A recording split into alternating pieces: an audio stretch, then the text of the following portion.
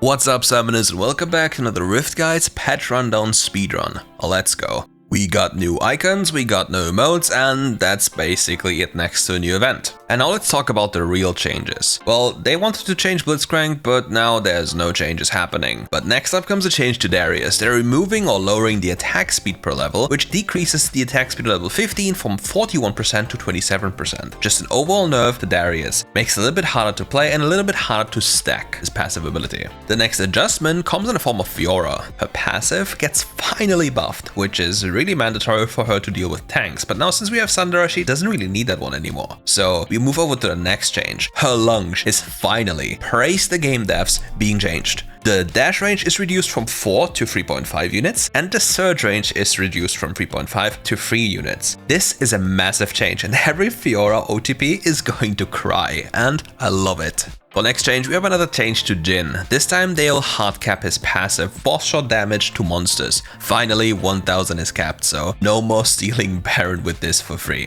Next to this comes a change to Kai'Sa, some quality of life in the form of her third ability. She gets lower cooldown as the game goes on, up to 10 seconds only compared to previously 13 seconds. This is really nice, especially if you think about maneuverability during fights. This is a cool change for her.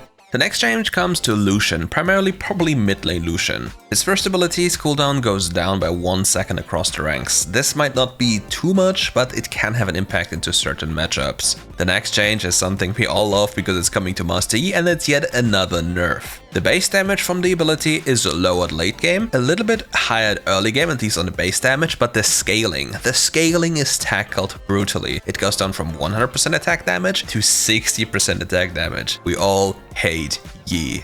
Our next champion Olaf was recently hit with a slight change, but they forgot to adjust the health cost. So this is now dealt with, which is quite nice, because we don't like bugs or any mistakes in the patch notes or in the champions kits. Next up comes Rakan. He just gets more mana per level, which makes his life a little bit easier, but if you think about his role in a team fight, it's not going to change too much. It's just nice.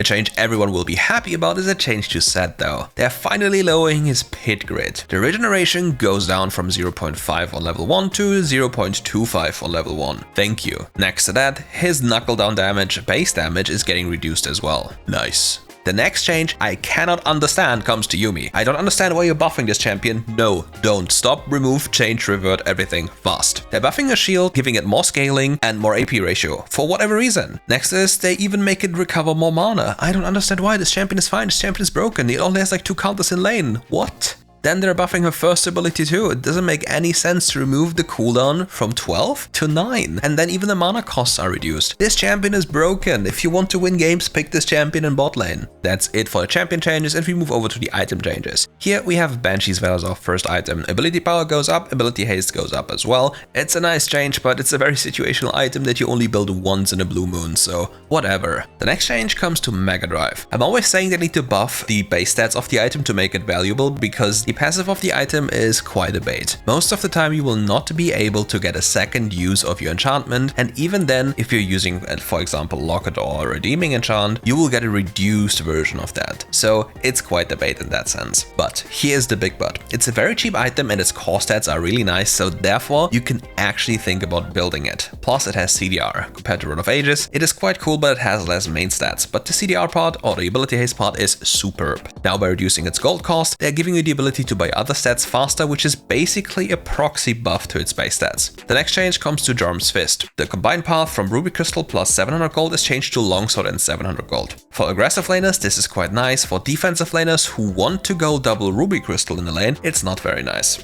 Another change comes for the Mortal Reminder. Its base AD goes up from 40 to 45. Anyone will like this change, as it's just nicer to have. With Divine Sunderer being a more popular item and Black Cleaver being as broken as ever, Triforce just felt a little bit lacking, so they needed to buff it. This way around it gets 5 AD and 50 health, quite cool, but can it really compete with those other items? Because Trinity Force is really much more expensive and its build path really is kinda weird in many situations, so Divine Sunderer and Black Cleaver will still remain the main choice most of the time, simply due to their price tag. So please look at the price tag and maybe adjust the stats a little bit more or change the item. If you're fat, Triforce feels really nice, but if you're not fat and on an even scale, it gets really hard to get to those items. With Yuumu's Ghostblade, we also get another buff. Its armor penetration goes up from 12 to 15, and its ability haste goes up from 10 to 15. Everyone who loves to use this item as a first item is going to love this change. So mainly Lee Sin, if he doesn't go the other route. The next change we see is to the Rift Scuttler. Many times we have seen this crustacean inhabitant be the reason that people die. It's the main point for jungle violence, so you'll be delighted to hear that the experience granted by it goes down from 2000 to 1200. This will significantly alter the ways you get levels in the jungle, so please look out for this change.